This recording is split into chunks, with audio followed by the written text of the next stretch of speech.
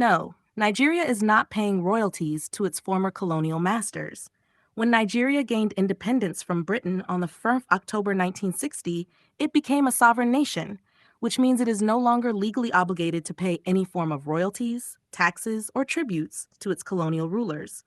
However, historical and economic ties remain between Nigeria and Britain, particularly through trade, investments, and membership in the Commonwealth of Nations.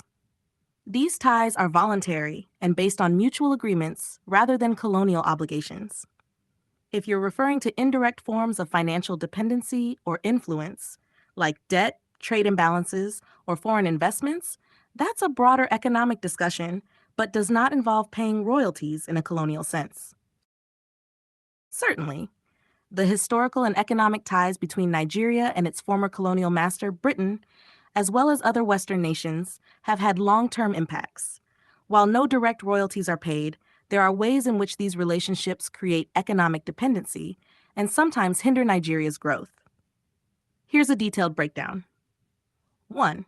Unequal trade agreements. How it works. After independence, Nigeria and other African nations often entered trade agreements with former colonial powers that were skewed in favor of the industrialized nations. Impact on Nigeria. Nigeria mainly exports raw materials like crude oil, cocoa, and minerals to developed nations. In return, it imports finished goods, e.g., electronics, machinery, and luxury items.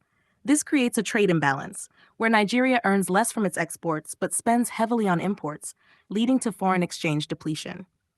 Lack of industrialization means Nigeria remains reliant on exporting raw materials, perpetuating dependency. 2. Debt dependency. How it works. Nigeria, like many post-colonial nations, often turns to international financial institutions, like the IMF and World Bank, largely controlled by Western powers, for loans to fund infrastructure and development. Impact on Nigeria. These loans come with stringent conditions, known as structural adjustment programs, that often hurt the local economy. For example, devaluation of the naira, cuts to social services like education and healthcare. Debt repayments siphon off significant resources that could be used for national development. As of 2023, Nigeria spends a large chunk of its budget servicing debts. Dependency on foreign technology and expertise. How it works. Colonial systems left Nigeria without significant investment in education, research, or technology. Post-independence, Nigeria became reliant on foreign expertise and technology to exploit its natural resources. Impact on Nigeria. Multinational companies dominate sectors like oil and gas. For instance, major oil companies, Shell, Chevron, etc., extract crude oil, while Nigeria earns only a fraction through royalties and taxes. Nigeria struggles to build local expertise, as foreign corporations control technology transfer.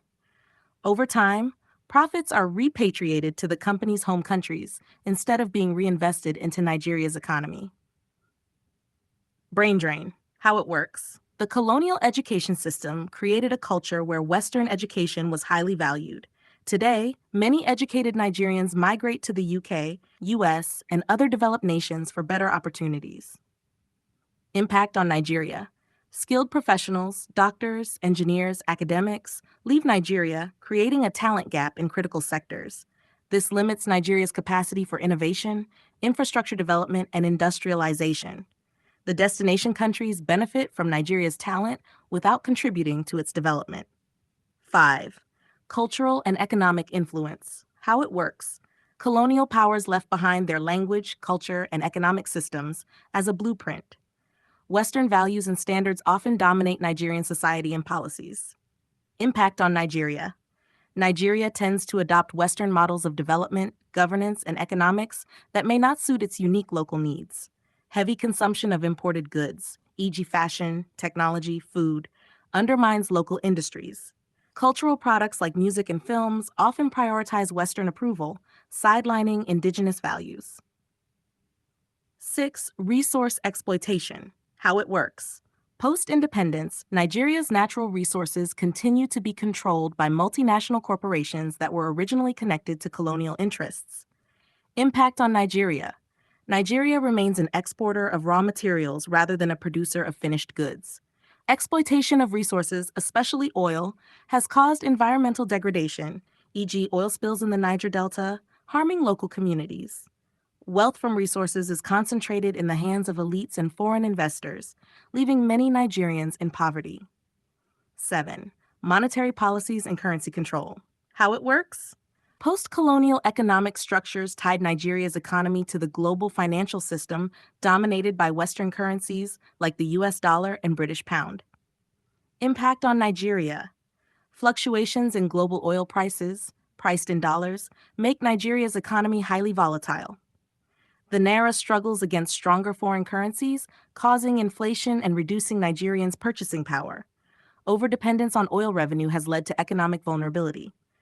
Summary of key detriments. 1. Trade imbalance keeps Nigeria a supplier of raw materials. 2. High debt repayments limit funds for national development. 3. Foreign domination of resources stifles local industries. 4. Brain drain reduces Nigeria's skilled workforce. 5. Cultural influence prioritizes Western values over local solutions. 6. Resource exploitation enriches multinationals at Nigeria's expense. 7. Currency volatility undermines economic stability. Path forward. To break free from this dependency, Nigeria would need to industrialize to process raw materials locally, invest in education and technology to build self-reliance, support local businesses to compete globally, renegotiate fairer trade and loan agreements. In conclusion, while direct colonial payments no longer exist, the legacy of colonialism and unequal power dynamics have kept Nigeria economically reliant, perpetuating underdevelopment and dependency.